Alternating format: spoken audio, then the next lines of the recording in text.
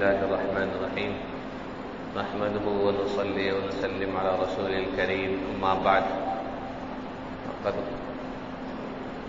قال النبي صلى الله عليه وسلم إنما بعثت معلما. ایک حدیث شریف آپ کے سامنے پڑھی ہے. رسول کریم صلی اللہ تعالی علیہ وسلم نے فرمایا کہ میں معلم اور استاد بنا کر بھیجا گیا ہوں، سکھانے کے لیے بھیجا گیا ہوں. آج کا موضوع یہی ہے کہ دینی مدارس اور علماء، ان حضرات کا کیا کردار ہے اور ان کی کیا ضرورت ہے اور ان کے کیا فائدے ہیں. یاد رکھیے، جس ملک میں جتنے زیادہ دینی مدارس اور جتنی زیادہ مساجد آباد ہوں گے وہ ملک اتنا ہی ترقی کرے گا.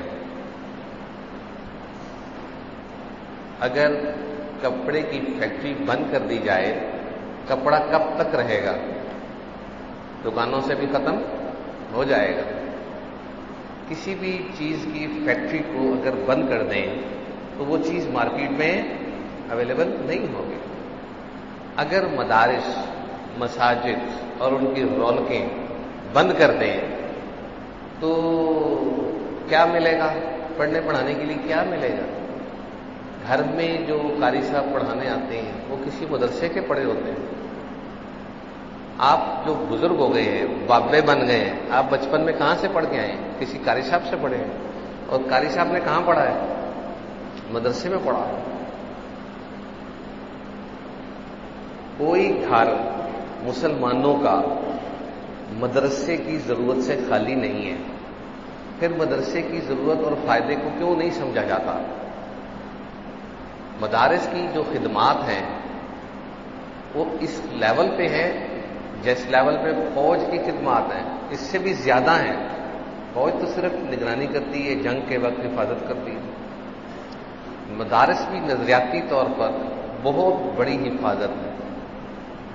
ہمیشہ یاد رکھیں کہ مشکل میں کون کام آتا ہے؟ اللہ. اس وقت تو اللہ یاد آ جاتا ہے. کافر لوگ جب کشتیوں میں، جہازوں میں، بحری جہازوں میں بیٹھ کے سفر کرتے تھے، جب وہ ڈولتی تھی تو اس وقت بھی اللہ کو پکارتے تھے. دعوا اللہ مخلصین لہ الدین، اللہ کو خالص ہو کر پکارتے تھے. جب اللہ تعالیٰ ان کو اس پکار پر نجات دیتے تو باہر آ کے پھر وہی رنگ رلیاں. تو بات یہ ہے کہ اللہ تعالیٰ کو پکارتا تو کافر بھی ہے. ایک روحانیت ہے، ایک ظاہریت ہے. ظاہری چیزیں جو ہم دیکھتے ہیں، ہم روحانیت کو نہیں دیکھتے. اگر ظاہری حفاظت فوج اور حکومت ملک کی کر رہی ہے تو باطنی حفاظت اللہ تعالیٰ علماء کے ذریعے سے اور مدارس کے ذریعے سے کر رہے ہیں. مدارس پوری دنیا کی ضرورت ہے. جس ملک میں جتنے مدرسے آباد ہوں گے وہ ملک اتنا ہی ترقی کرے گا. ظاہر ہے ساری دنیا ایک کام نہیں کر سکتی.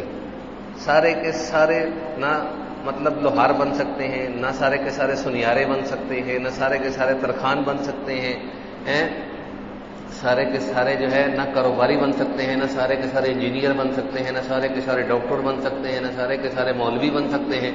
تو سارے کے سارے کام مختلف انداز میں جب چل رہے ہیں تو انداز مدارس اور طرز مدارس کو کیوں چھیڑا جاتا؟ یہ بھی تو ایک بہت بڑی ظاہری بھی، باطنی بھی، نظریاتی بھی ایک ضرورت ہے اور بہت بڑا فائدہ ہے. ہمارا بچہ جب پیدا ہوتا ہے، بچہ پیدا ہونے سے بھی پہلے نکاح جب کیا جاتا ہے تو کس کی ضرورت پڑتی ہے؟ مولانا صاحب کی. ٹھیک. اور کہتے کہ او مولوی نو بلا لو، او مولوی نو پھاڑ لو. ادب تو آتا نہیں. ادب تو آپ کا صرف آپ کی لینگویج کے لیے ہے. علماء کا ادب یاد رکھیں لازمی ہے. علماء کی غیبت سے بچنا بہت زیادہ ضروری ہے. ہر غیبت سے بچنا ضروری ہے مگر علماء کی غیبت سے بچنا بہت زیادہ ضروری ہے. اس لیے دینی مدارس کا کردار، دینی مدارس کا کام شروع سے ہی چلتا آیا. آپ علیہ الصلوۃ والسلام کے دور میں ہی اصحاب صفہ طلباء بیٹھا کرتے تھے، آپ ان کو دین سکھایا کرتے تھے، حدیثیں بتایا کرتے تھے، بات سنایا کرتے تھے. ٹھیک.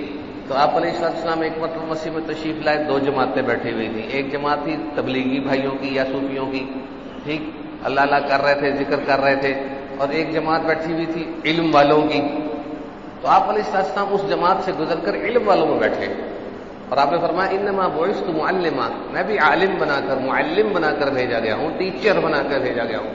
ہمیں آپ علیہ السلام کا رتبہ چونکہ بہت اونچا ہے اور وہ نظر آ جاتا ہے، اور ماشاءاللہ حقیقت ہے کہ آخری پیغمبر ہیں اور سب سے اونچے درجے کے پیغمبر ہیں. اتنے اونچے اونچے عہدے آپ علیہ السلام کو ملے ہوئے ہیں، لہذا ٹیچر کا عہدہ ہمیں نظر نہیں آتا کہ وہ چھوٹا لگتا ہے، اس لیے ہم آپ کو بحیثیت ٹیچر نہیں دیکھتے. آپ بحیثیت ٹیچر بھی ہیں ساری قوم کے لیے، سارے انبیاء کے لیے آپ معلم ہیں. تو ہم اگر اس صفت کو حاصل نہ کریں گے تو ہم نے تو نبی کا طریقہ اختیار نہ کیا. ہم میں سے ہر بندہ اس قابل ہونا چاہیے جس کو ضروریات دین آتے ہوں، جس کو دینی مسائل آتے ہوں، جو بندہ امامت کے مصلی پہ کھڑا ہو سکتا ہو. آپ علیہ السلام جب چاہتے نماز پڑھاتے، ساری زندگی نماز پڑھائی. ٹھیک. تو بادشاہ بھی وہ ہوتا ہے جو ان چیزوں کو جانتا ہو، سمجھتا ہو، جہاں جائے مسجد میں امام بنے. تو آج کل کے بادشاہوں کی کیا اوقات اور کیا وقت ہے کہ کسی امام کے مصلی پہ کھڑے ہونے کی تو اہلیت نہیں ہے، تو بادشاہ بنے ہوئے ہیں. بات یہ ہے کہ دین کو سمجھنا ہے. دنیا کب تک رہے گی؟ سیٹیں کب تک رہیں گی؟ کرسی کب تک رہے گی؟ دولت کب تک رہے گی؟ جب تک جان میں جان، جب تک سانس آ رہا ہے. یہی چیزیں سب دفن ہو جائیں گی، ناپید ہو جائیں گی، تذکرے بھی ختم ہو جائیں گے، مٹی ہو جائیں گے، کیڑے کھا جائیں گے. اس سے پہلے کچھ بن جائیں، کچھ بنا لیں. اس لیے علم دین حاصل کرنا لازم ہے، فرض عین ہے، ضروریات دین. اور عالم بننا فرض کفایہ ہے کہ کوئی بندہ اپنے علاقے میں کوئی ایک دو عالم بنا لے، کوئی بندہ گھر میں اپنے بچے کو عالم بنا لے، کوئی اپنے 4-5 بچوں میں ایک بچے کو عالم بنا لے، چلو وہ بھی کافی ہے. بنائیں تو صحیح. اب یہ سوچتے ہیں عالم بن جائے گا، مولوی بن جائے گا، کھائے گا کہاں سے؟ یہ سوچ غلط ہے. اگر آپ یہ سمجھتے ہیں آپ کی ڈگری آپ کو کھلاتی ہے تو ڈبل ایم اے کیے ہوئے لوگ ڈگریاں لے کے کھڑے ہیں، نوکریاں نہیں مل رہی. ٹھیک ہے.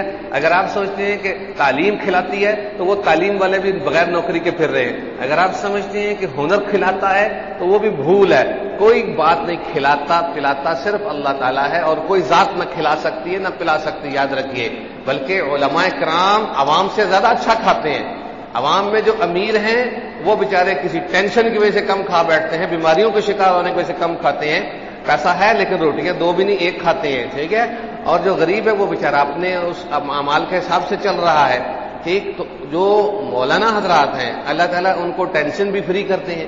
جو علماء عالم و عمل ہیں، جو بزرگان دین ہیں، جنہوں نے ضروریات دین سیکھا ہے اور علم پر عمل کیا ہے، وہ بغیر ٹینشن کے رہتے ہیں. وہ کہتے ہیں جو حال آیا وہ رب کی طرف سے آیا، اس لیے پریشانی کس چیز کی؟ جس نے بھیجا ہے وہ مجھے بھی جانتا ہے، میرے حال کو بھی جانتا ہے، میرے جسم کو بھی جانتا ہے، میرے روح کو بھی جانتا ہے، میری چاہت کو بھی جانتا ہے.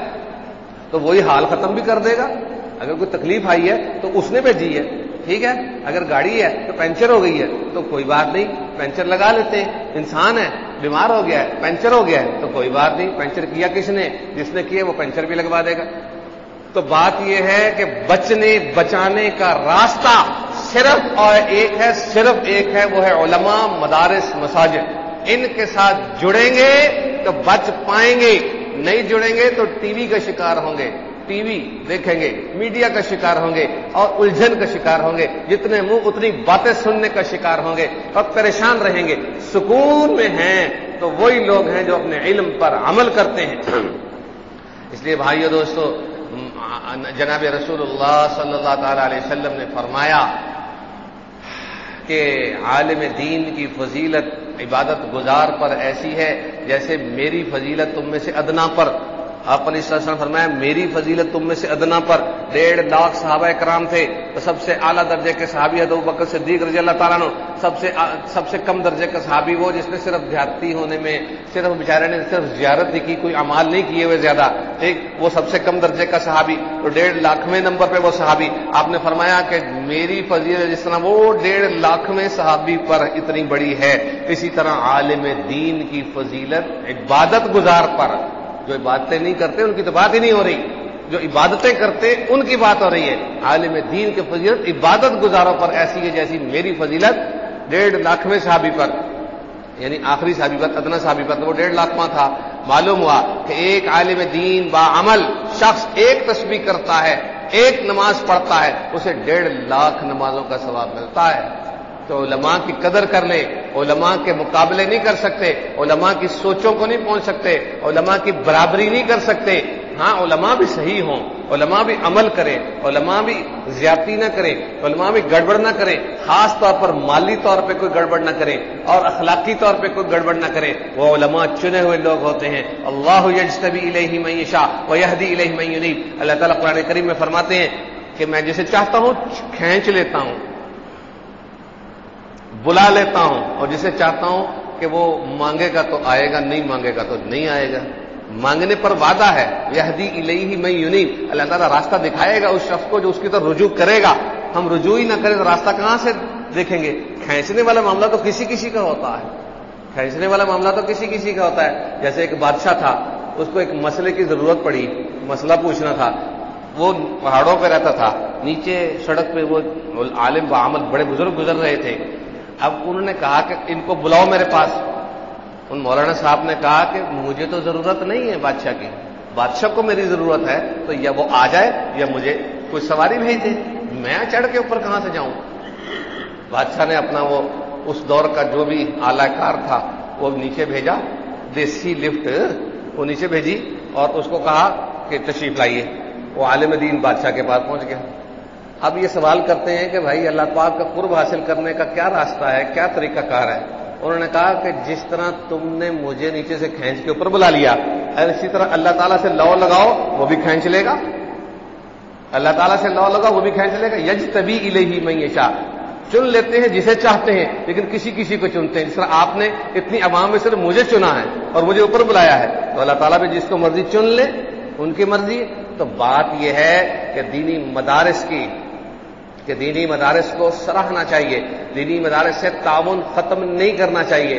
دینی مدارس ہماری ملک کی بھی ضرورت ہے، ملت کی بھی ضرورت ہے، ہمارے عوام کی ضرورت ہے، ہمارے خواص کی ضرورت ہے. اگر فیکٹری بند ہو جائے کسی کپڑے کی تو کپڑا مارکیٹ میں ایک نہ ایک دن بند ہو جاتا ہے. اگر پیٹرول پمپ کے لیے جو ٹرک آتے ہیں وہ ٹرک روانہ ہونا بند ہو جائیں تو آپ کے پیٹرول پمپوں پہ موجود پیٹرول ختم ہو جائے گا. اس طرح اگر مدارس اور مساجد میں کمزوری آئی تو حافظ پیدا ہونے کم ہو جائیں گے، علماء پیدا ہونے کم ہو جائیں گے، جو کہ یہود اور نصارہ کی سازش میں شامل ہے. اس لیے ہمیں اس سازش کو بے نقاب کرنا چاہیے، علماء کا ساتھ دینا چاہیے، مدارس کا ساتھ دینا چاہیے، مساجد کو آباد کرنا چاہیے. کسی قسم کا کوئی ہچکچاہٹ نہیں ہونی چاہیے. کلمہ پہلے، مسلمان پہلے، تو دین پہلے، ایمان پہلے، روحانیت پہلے. روحانیت نہیں تو کچھ بھی نہیں، کلمہ نہیں تو کچھ بھی نہیں، ایمان نہیں تو کچھ بھی نہیں. سانس ہے جب تک سانس آ رہا ہے، کھا پی رہے ہیں. تو بھائیو دوستو، زندگی کو قیمتی بنانے کے لیے اپنے آپ کو علماء کے ساتھ جوڑیں، مدارس کے ساتھ جوڑیں، دین کے ساتھ جوڑیں. جس کو اللہ نے مال دیا ہے وہ مدارس کے ساتھ تعاون کرنے میں اپنے آپ کو جوڑے، مسائل سیکھنے میں علماء کے ساتھ جڑے، اور جہاں جہاں ضرورت ہے حافظ ہیں، بچے حافظ ہیں، ان کے لیے ان کی مطلب دلجوئی کی جائے.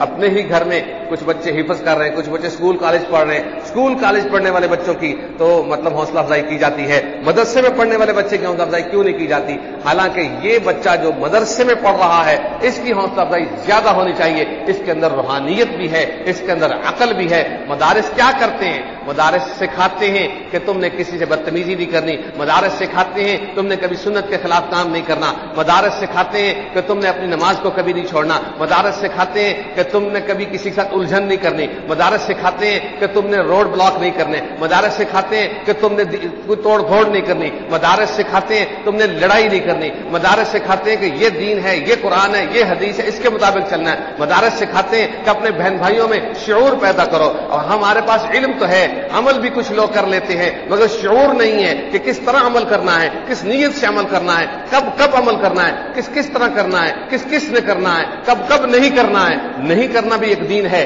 ہاں، عید کے دن روزہ نہیں رکھنا ہے، مکروہ وقت میں نماز نہیں پڑھنی ہے، اور کیا کیا کس وقت کرنا ہے، کس وقت نہیں کرنا. مدارس یہ سکھاتے ہیں. مدارس نے آج تک 20,000 سے زائد پاکستان کے مدارس ہیں، آج تک کسی مدرسے نے نفرت سکھائی ہو اس مدرسے کا نام لائیے، کسی مدرسے کے اندر کوئی فرقہ واریت بتائی گئی ہو اس مدرسے کا نام لائیے، ہم اپنے بڑوں کو شامل کر کے اس مدرسے کو بلاک کریں گے۔ یاد رکھیے ہم تو پورے پاکستان میں یہی کچھ کرنا چاہتے ہیں اور یہی کر رہے ہیں۔ جو مدرسے کا عالم یا مولوی یا کوئی مدرسے کا طالب علم کسی طرح بھی پاکستان کی افواج، پاکستان کی حکومت کے خلاف بولتا ہے، ہم اسی وقت اس کو اٹھا کے باہر پھینک دیتے ہیں۔ یاد رکھیے ہمارا تو اس مدرسے کی روٹین میں شامل ہے، آج نہیں 20 سال سے یہ شامل ہے۔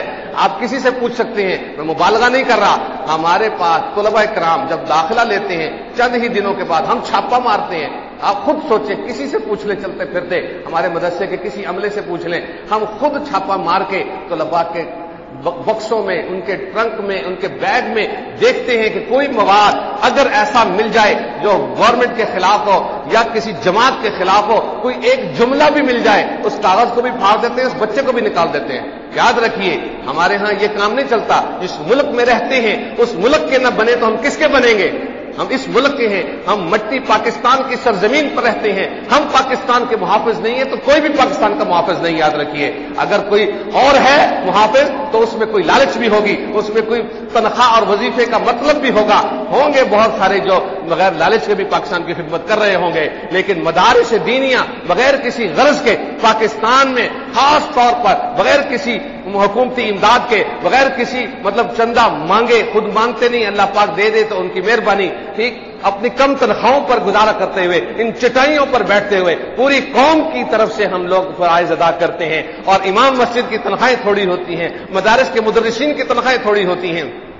کیا ان کے دل نہیں ہیں؟ کیا ان کی ضروریات نہیں ہیں؟ کیا ان کے بیوی بچے نہیں ہیں؟ آپ لوگوں سے زیادہ ان کے بیوی بچے ہیں۔ یاد رکھیے مدارس دینیہ کا جس نے خیال نہ رکھا، قیامت کا دن ہوگا اور ان لوگوں کی گردنیں ہوں گی اور علماء کے ہاتھ ہوں گے، اور وہ لوگ جو ادھر ادھر پیسہ ضائع کرتے ہیں، ادھر ادھر فضول خرچیاں کرتے ہیں اور دینی مدارس کا تعاون نہیں کرتے ہیں، میں مسجد میں بیٹھا ہوں، باوضو بیٹھا ہوں، ان لوگوں کو پوچھ ہوگی کہ تمہارے قرب و جوار میں مدرسہ تھا، وہ تو تم نے چلایا نہیں اور تم نے عیاشی کرتے ہوئے اپنے یہاں پہ خرچے کیے، دین کے لیے تو تمہیں جانا آیا نہیں، سیریں کرنے کے لیے تم جہازوں پہ سفر کرتے رہے، اور تمہیں عمرہ کرنا تو آیا نہیں، تم بیوی بچوں کو لے کے عیاشیاں کرتے رہے۔